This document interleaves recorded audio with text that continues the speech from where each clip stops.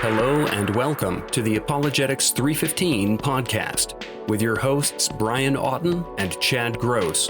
Join us for conversations and interviews on the topics of apologetics, evangelism, and the Christian worldview. I can avoid being seen if I wish, but to disappear entirely, that is a rare gift. Hello, this is Brian Auten, and welcome to the podcast. I'm joined by Chad Gross, recording from his underground apologetics lair. How are you doing this week, Chad? I'm doing really well, and I have news from the world of NAR. You do? I do. You have a special word for me. I do have a special word for you. So, as you know, and listeners know, we've recorded, 4 episodes now on the new Apostolic Reformation. And my wife told me this week that she listens to our podcast, but she has not listened to those episodes because, as you can probably appreciate, it's a little difficult to revisit that stuff sometimes. And she just wasn't ready to revisit the experiences she had in those more independent charismatic churches. But she started listening to them this week, and she listened to our first one with Holly and Doug, Holly Pivick and Doug Guyvet. And she really shocked me because apparently, I honestly don't remember this because it's been a while, but she said in the first podcast, Holly mentioned some names of people who you should listen for in the New Apostolic Reformation movement. And I guess one of the names was Heidi Baker. My wife told me that Baker actually prophesied over her. And my wife said she immediately remembered. My wife got up and shared her testimony. She was like 6 months old in the Lord. And Heidi Baker was there as a guest speaker. And Heidi Baker called her up front and was prophesying over her. And she said that while Heidi Baker was prophesying over her, there were two ladies on both sides of her, and they were nudging her, trying to encourage her to fall as she was getting prophesied over. And my wife didn't understand what they were doing until she looked back over it. She also said that Mike Bickle of the International House of Prayer was at her church, and he was also there prophesying. And so I had no idea, basically, how deep my wife was into this stuff. And thankfully, she had a friend who was attending seminary who gave her some good books and resources that eventually led her to see that, okay, there's some clear error here. And she got out of there. But I just thought it was fascinating that she actually met these people and experienced this stuff firsthand. So I thought you and the listeners would find that kind of interesting. Yeah, that is interesting. That is weird. When we were looking through terms and stuff in the previous podcast, the NAR buzzwords, we called that one in episode 99. There was a couple of terms that came up and I was like, oh, I forgot that term. And I didn't realize, it was one of these ones that it was in use and I just didn't realize that it was like actually an NAR specific term. I just thought it was like part of the church that I was at, but no, it was specifically a term that was from that movement. And that's the odd thing about some of these terms is that if someone came in had no background of it and they started hearing these words, they're like, where are these in the Bible? Where's this coming from? I have been listening to that podcast you recommended on Straight White American Jesus. Yes, the Charismatic Revival Fury, the New Apostolic Reformation. We'll include a link to that in the show notes. Yeah, I do have to say that I'm on part 4. And a few things that strike me about it is, first of all, it's very fair-minded. So even though the people doing the podcast I can't tell where their beliefs are, actually, they're very fair to separate these New Apostolic Reformation people from more mainstream evangelicals, some that they name, such as, James Dobson and Franklin Graham and people like that. So I appreciate the fact that they're going out of their way to say, look, this isn't the whole of evangelicalism. Secondly, though, I really was challenged by the idea that these NAR prophets and apostles are not just emotionally driven kind of crazy people. These people, in a lot of instances, I think there are those, but in a lot of instances, these people are very intelligent. They're very well planned. They're very calculated, and they know exactly what they're doing. And so to me, that makes it almost all the more concerning because they do have a plan. They are intelligent and they are calculated in what they're doing. And so that was a real paradigm shift for me. Yeah, I agree. There's emotion within the movement, and I don't think there's anything wrong with that, but doesn't therefore mean that this is an emotional movement and is based on emotion. I think it's just based on wrong understanding or wrong interpretation of the scriptures. I mean, at least it should be questioned. Listening to that podcast can be helpful just to see where it came from, because I think when you understand the origin of it and how it came about, then it even helps a little bit more in just judging the teachings of the movement and maybe seeing how things can snowball. I think if you would have asked me before we started exploring the New Apostolic Reformation and interviewing Holly and Doug and reading their work and things, what do you think of people like, say, a Kenneth Copeland? I would have said to you, the guy's crazy, period. He's a nut.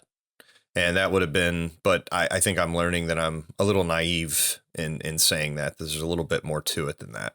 Okay, well, we'll link to that podcast in the show notes. And again, so people can go back and check it out if they want to. We did get an email in response to something I said on the NAR Buzzwords podcast. And as we promise, if people use a Ghostbusters quote, we guarantee to read their email on the air. It's quite lengthy, so I'm not going to quote it all, but it's basically to me. He loves our podcast, and he gives us a nice Ghostbusters quote. You don't act like a scientist. So you're more like a game show host. He just wanted to challenge my comments about where I, quote, mockingly say regarding the NAR buzzwords, the city of angels, there is no accident. It was called that. And a little bit of context, we were talking about territorial spirits and how one of the teachings within the New Apostolic Reformation is that you have to have apostolic strategies or maybe prophetic insights in how to bind the strong man in your city, and over different territories there are territorial spirits. These are like princes of the city or like the queen of heaven, or, they would give them different names. And I gave various things that I had heard people say within the NAR movement, like, oh, well, it's no accident that Los Angeles is called the City of Angels. And the people within the movement would have said that to say justify part of their thinking or justifying their ideas that there are territorial spirits. So they would say, well, the City of Angels is one of the things they would point to. In the email that I got, our listener gave me way more quotes than can be read through on the email, but basically about the history of Los Angeles and how it was discovered and transformed because of explorers and Christians. A lot of helpful things about it, why it's called the City of Angels from a historical perspective, which I don't disagree with anything within the email other than the fact that I'm not making the case that it's not really called the City of Angels for a reason. I'm just saying that NAR people will say that sort of thing to justify their teaching of territorial spirits. So I think maybe that was just a misunderstanding of why I was saying that. But there was a huge, rich history of why it's called the City of Angels, which our listener included a lot of good links and stuff. So I hope that clarifies. Thanks for listening. Thanks for sending that over. And I'll shoot you an email during this week when I have a chance. Right. And basically you're just trying to say, well, that's what I heard. Yeah. Speaking of podcasts, I wanted to give a plug for a podcast that I've been listening to. Doug Groothuis has got his podcast, which he's started recording. So there's a number of episodes that have dropped already. He calls it the Truth Tribe Podcast. You can find that over at lifeaudio.com. Truth Tribe with Douglas Groothuis. I'll leave the link in the show notes. So check it out if you're looking for more good content. That's one that I would like to recommend. Excellent. So Chad, what do we got today? What are we going to sink our teeth into today? Oh, yeah. So I had the opportunity at a local youth group to do an atheist role play. And what I did, this was at the request of the youth leader, Andy Ziegler. What I did is I came in and I presented as an atheist the three arguments that I myself find to be the strongest from the atheist perspective. Now, on the onset, I want to say that if there is a skeptic or an atheist or whatever label you would like to carry, listening to this, and you would say, well, you left out this argument, and that's a stronger argument. what I'm trying to say is when I assess atheist arguments as a theist, a Christian theist, I find myself thinking that if I were an atheist, these are the arguments that I would find most convincing.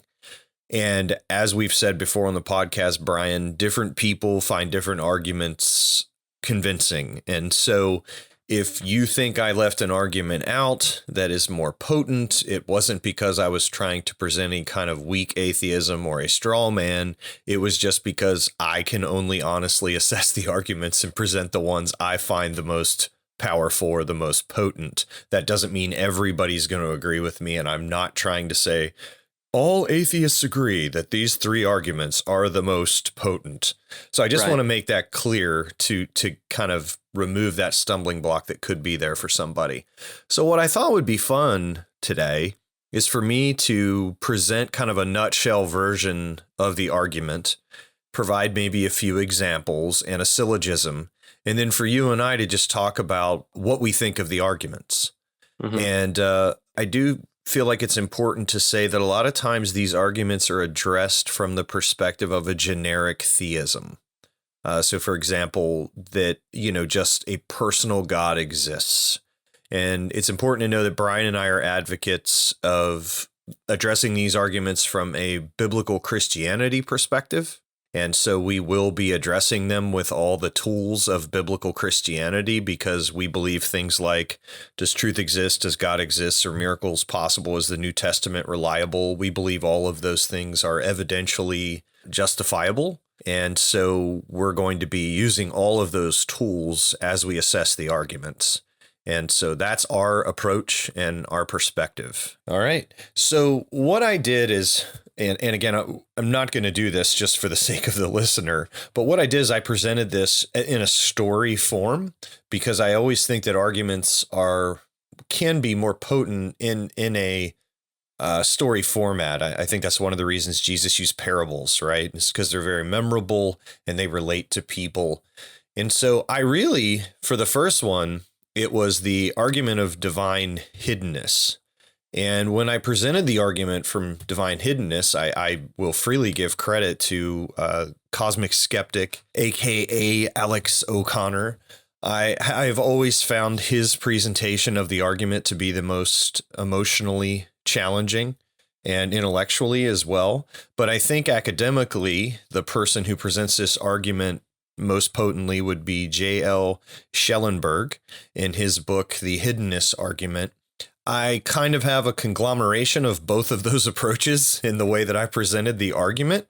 And also, I feel like I know I'm offering a lot of caveats here, but I want to make sure that people see that I went out of my way to be fair and to present these arguments in a way that if an atheist were sitting in the front row of that youth group the day I presented, I wanted them to be able to walk out and say, yeah, I don't agree with his conclusions, but he presented those arguments fairly.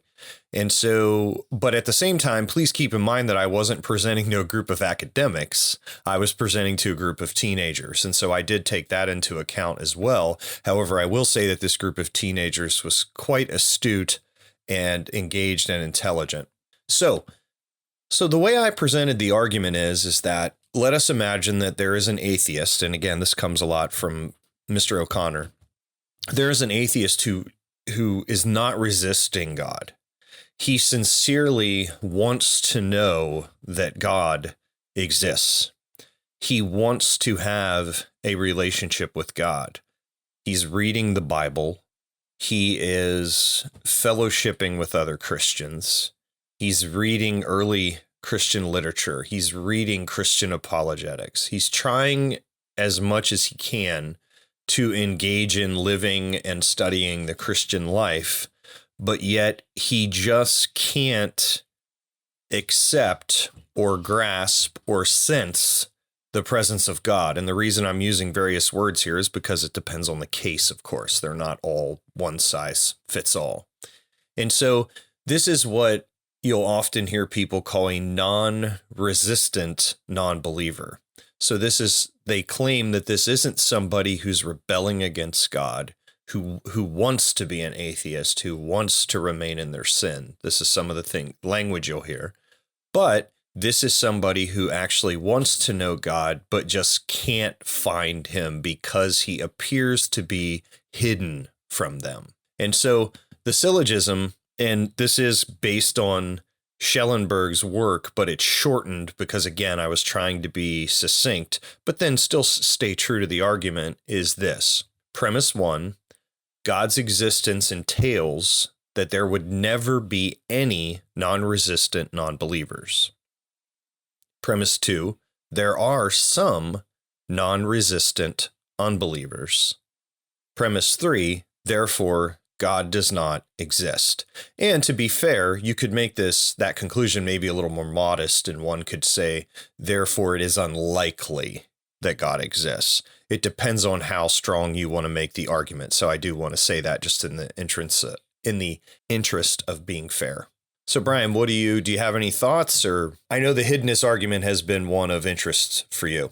Well, first, I would just want to make sure I properly understood it. So this comes from the perspective of the atheist who believes that God does not exist, who is, from their point of view, sincerely seeking God by doing various things to try to find him.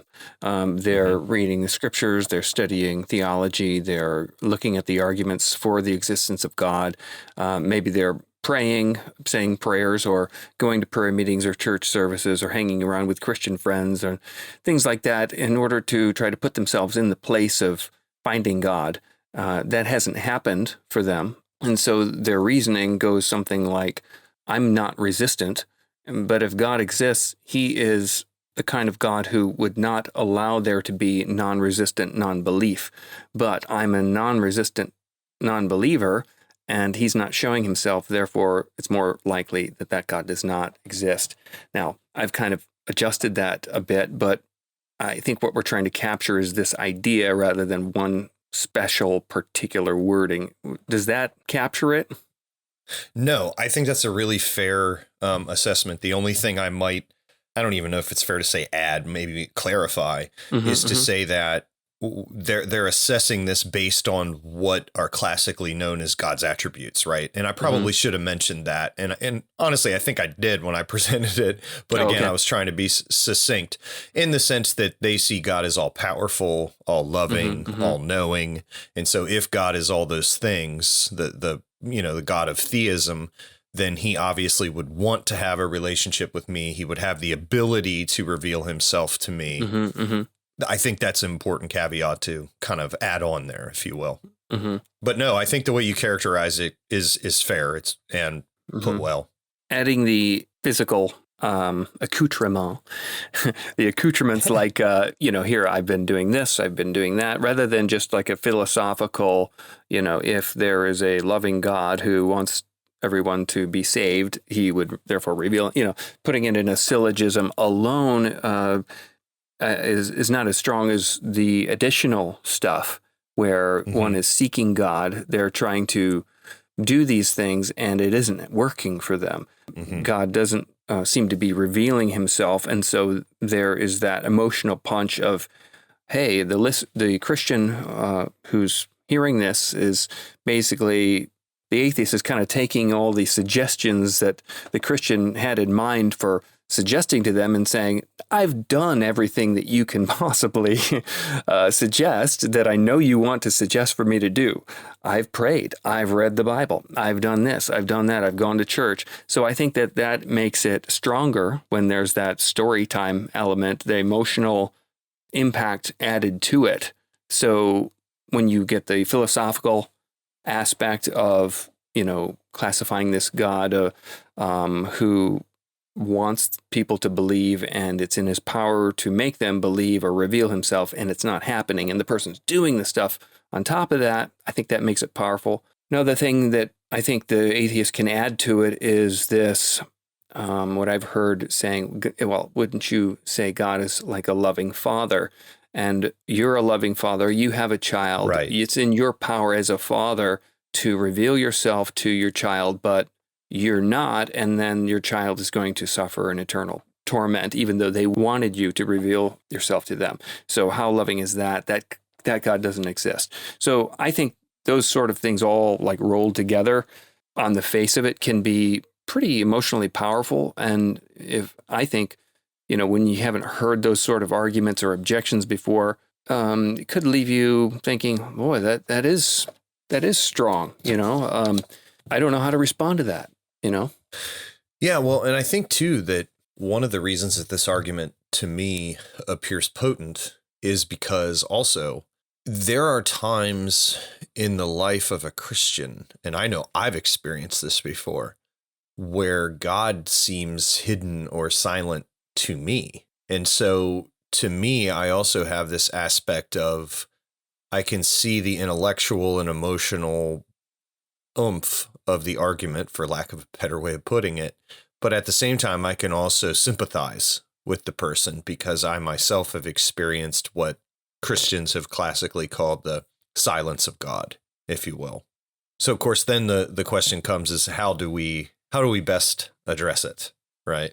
Is this a death blow to biblical Christianity?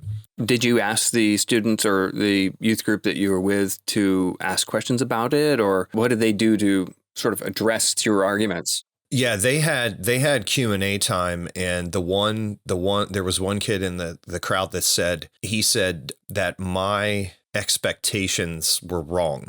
So in other words, I was doing all these things and I was expecting God to respond to me in a certain way. And just because God was not responding in the way that I had predetermined he needed to, therefore God didn't exist.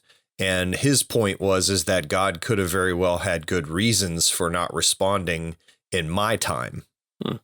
And that did not mean that he was not going to respond or that he wasn't responding and I just wasn't perceiving it. Mm-hmm. It's a thoughtful response for a youth group kid. Yeah, I thought it was as well. So, Brian, a couple ways that I think about this argument after I hope, listeners can agree that we've steel-manned it, because that's our desire for all three of the arguments that we're going to attempt to address is first of all to ask the question, do such people really exist? Now, before the person listening who might not be a believer hears this and turns off the podcast, just hear us out here. First of all, what I mean by that is I don't mean to suggest that the person who is saying I'm seeking God and I'm not hearing from him believes they're sincere. That's not what I'm trying to say. But what I'm saying is Scripture tells us some things about people who don't believe, and I'm thinking of the book of Romans, and it tells us that people know the truth about God, but they suppress the truth in unrighteousness. Particularly here, I'm thinking about chapter 1, verses 18 through 21. Now, that suppression does not mean that they have absolute 100% knowledge that God exists and they're lying in their bed at night saying, well, I know God exists, but I'm going to pretend he doesn't. Ha ha ha ha.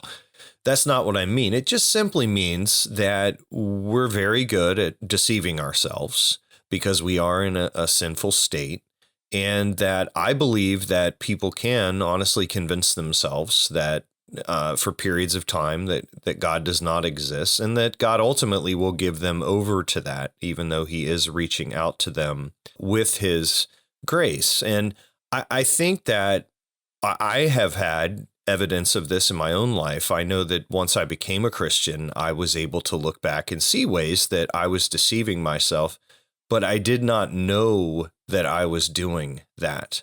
And I think a really good explanation of this, and I encourage listeners to check it out, is a recent podcast that Frank Turek did with, he had Michael Jones on. It was a little bonus episode on divine hiddenness. And Jones talks about how studies have shown that we are not just reasoning machines. In other words, it's not just we put the input in and people go, oh, that's true, and they accept it. That there are a lot more factors that we're not even aware of that affect what we believe and why we believe it. And so I think we should be a bit more skeptical as to whether or not such people exist, these completely open, non-resistant unbelievers. And now I believe God can overcome those barriers, which is part of my next part of the response. But I think that we need to be a little bit more skeptical about whether or not a pure non-resistant unbeliever does indeed exist. And Brian, I think we talked a little bit about this with Doug Groothuis in our podcast with him. When regarding the bit where you say, are they truly non-resistant? I think about myself, and I'm a believer, but I am resistant. Right. And, you know what I mean? There is elements in me where... And still susceptible to self-deception in certain areas. Yeah. I know I can point to... I can look in my past experience for myself and say, well, I was deceiving myself in such and such a situation. And I can look back and I can see that it was because of personal motivation, what I wanted to be the case or didn't want to be the case. Mm-hmm. I know that there are areas, if God pushes on me, certain areas that tend to be idols in my life, I will be uncomfortable with that. And I will more likely than not maybe be resistant to that.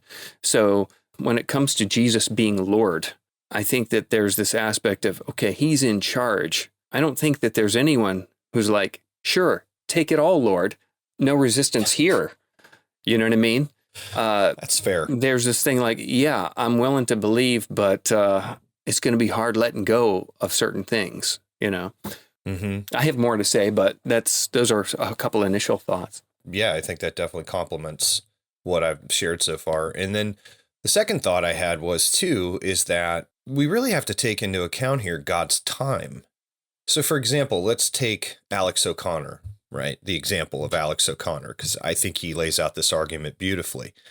So let's say Alex is absolutely correct in everything he says, that he's seeking God. He's lived with Christians. He's read the early church. He's read apologetics. He's read philosophy. He's to the best of his ability, he's seeking God, right?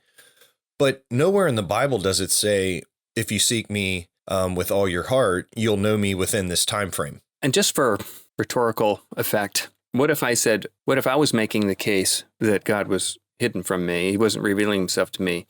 What if I also added to that, I spent 20 years at a seminary? How many personal sacrifices can I add to the list? Do you know what I'm getting at there? Sure. I'm just talking it out. Yeah, I do. Like, no. I think what you're saying is it's almost like you're trying to add to your ledger of how many things you've done to seek God. But is it possible that you're adding to that in the sense that you want to add to it so you can kind of wear those badges of look at all the things I've done? Yeah, exactly. I mean, this sounds dumb and completely unrelated. But what if you said, I've run 6 marathons and God still hasn't revealed himself to me? You'd say, well, that's stupid. Marathon has nothing to do with it. Yeah, exactly my point. You worked really hard and maybe the thing you were doing has nothing to do with it. You know what I mean? I do. So, which relates to my fourth point. Yeah. Yeah. All right. Go ahead. No. I'm just saying. No, that's a great point. And so here's what I think. I think that what is Alex doing right now? Alex is accumulating a following. Alex is growing in influence, right? So it's possible that God is waiting to quote unquote reveal himself to Alex so that Alex's impact will be even more potent than it would be if God revealed him to him right now. So in other words, that's just a possibility. I'm not trying to say whether it's even viable or not. My point is that we don't know God's purposes. We don't know his time. So just because God hasn't revealed himself to someone yet doesn't mean he's not going to. Mm-hmm. A few things come to mind, too, is that this idea of revealing himself. One thing I would want to ask whoever the specific person would be is, what are you expecting? Back to what the youth group kid was saying.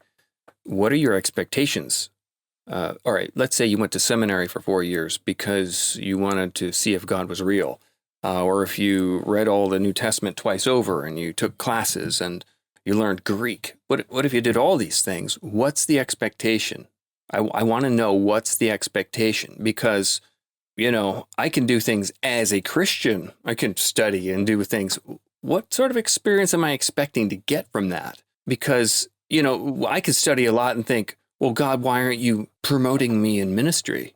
You know what I mean? Or why aren't you doing such and such for? It's almost like if I do this, God, if he's there, he's obligated to do something, reciprocate in some way. Like I'm going to rub the genie bottle and the genie's supposed to pop out. Or I'm put the coin in and he has to respond. He didn't respond. Therefore, he must not be there because that's the way it's supposed to work. So I'm wondering, what is the expectation? I mean, what experience is the person looking for? A feeling, a sense of knowing, an appearance, a voice? What would satisfy that? Because it's kind of like unfalsifiable. Well, he hasn't showed himself to me yet.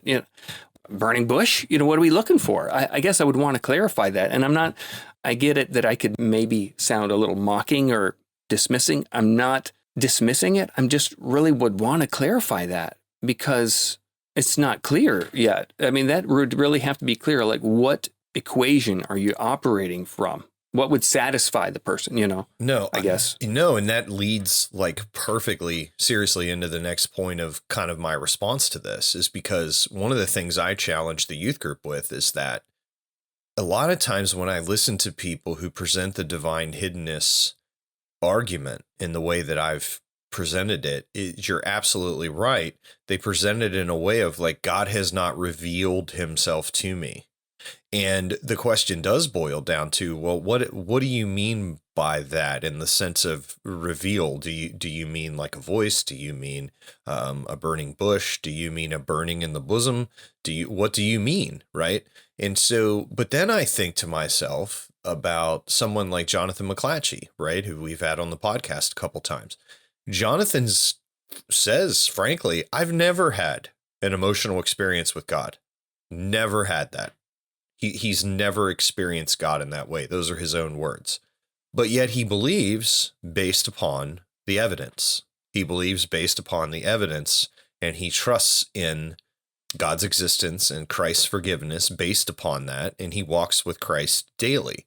And so my point is sometimes if you listen to these people, and I'm not saying all of them, but sometimes when you listen to some of these people that present the divine hiddenness argument, they do it in such a way of, I've never had this emotional experience. That's what they're equating the revealing to. Mm-hmm. And I think that we need to be really careful to not be, as you said, be expecting this emotional experience, especially if there are people who think, yeah, there's really good evidence for the existence of God, but yet I've never had this emotional experience. Well, yeah. You may never have that emotional experience. Maybe you're not wired that way. I don't know. Mm-hmm. But you need to act on the evidence and not hang around and wait on this emotional experience because there's no reason to think that everybody has to have it. And I think Jonathan is a perfect example of that. Mm-hmm. If I were an atheist arguing from this perspective and I was expecting firsthand experience, then I would be putting myself, I would think, in a position where I can't criticize Christians for not having evidence, external proofs or arguments, because I'm basically saying that, yeah, all you do need is a firsthand experience. But from an atheist perspective, though, I mean, I wouldn't want to do that because I don't think you can rely on your own experience because you could say, no, you're deceived. So why put so much weight on God revealing himself in a certain way when you can point to other Christians or people who are Christians who say they've had an experience and you're like, no, I don't buy it. Yeah. I guess it puts too much weight on experience, which we all know can be falsified or can even be deceptive. Yeah, I've had experiences, and then like in the moment, I think, wow, it's really strong, and there's no doubt about it. And then later, you kind of go back and you second guess that. So I would maybe want to encourage the atheist seeker, saying, well, maybe experience is not what you're looking for. In some people who are tripping over this argument, it's important to be reminded that we need to be skeptical of whether or not such people exist, and we need to have a little bit more respect for the fact that we're very good at deceiving ourselves or resisting conclusions that we ourselves are not necessarily leaning toward. Secondly, if you are listening and you're still seeking God, well, there's no obligation. He's under no obligation to reveal or show himself to you or, in a certain amount of time. And so I encourage you to continue to seek him. And then finally, I would say that don't wait on this emotional experience, especially if you think the weight of the evidence is in ways on the side of biblical theism, because Jesus says if you act on the words he says, this is John 7:17, the Chad paraphrase, if you act on the things that he says, you will know whether or not these things are from God. And so there is this idea that you can live this life and then it itself can act as a confirmation. And then I think finally, the last thing I'll say is this is important that people remember that Clay Jones addressed this too in our recent podcast with him, that it's not God's ultimate desire that everybody assent to intellectual belief in him. It's his desire to have relationship with us. And as William Lane Craig argues, it may just be that this is the best possible world in which people can find God who are seeking him and have relationship with him. But then if people don't want a relationship with him, there is reason to deny. And so I think those are some reasons why to think that argument isn't as potent as it appears on the surface. Good way to sum it up. Great stuff, Chad. I think that'll wrap it up for this week's podcast. Now, we're going to continue on the two other arguments from the atheist perspective. What are those? What are we going to look at next week? Next week, we're going to look at the problem of massive theological disagreement. And just to give a little teaser, that is not just the idea that, there's all these religions and we can't know which one is true. There's a lot more to it than that. I actually think that version of the argument is really weak. And then the second argument we're going to be looking at is the problem of useless suffering, or perhaps another way to say it is innocent suffering. The type of suffering that from our perspective just seems completely useless. There can't be a purpose for it. All right. Sounds good. Thanks for listening, everybody. I do want to point people to some resources in the show notes. I'll link to a couple resources on hiddenness that I think are cool. One author that's most affected my thinking about the subject is a guy named Paul Moser. So I'll link to a couple books by him and any other resources we have on the hiddenness argument. That we've only briefly touched on it. We haven't given like a full academic unpacked response to it, but just sort of teased a few things to look at. We could definitely talk about that one more, but that's all we have for this week. Thanks for listening. Thanks for listening to the podcast. If you have a question you'd like us to address or just a message for us, feedback, good or bad, you can either email us at podcast@apologetics315.com or leave a voice message for us using SpeakPipe. Just go to speakpipe.com/apologetics315 to leave us a message. And remember, if you include a Ghostbusters quote in your question, we guarantee that we'll read it on the podcast. We also ensure up to 50% better quality answers. Also, if you've enjoyed today's podcast, please leave a review in iTunes or the podcast platform of your choice. And please share this episode with a friend if you found it useful. Remember, you can find lots of apologetics resources at apologetics315.com, along with show notes for today's episode. Find Chad's apologetic stuff over at Truthbomb Apologetics. That's truthbomb.blogspot.com. This has been Brian Auten and Chad Gross for the Apologetics 315 podcast, and thanks for listening.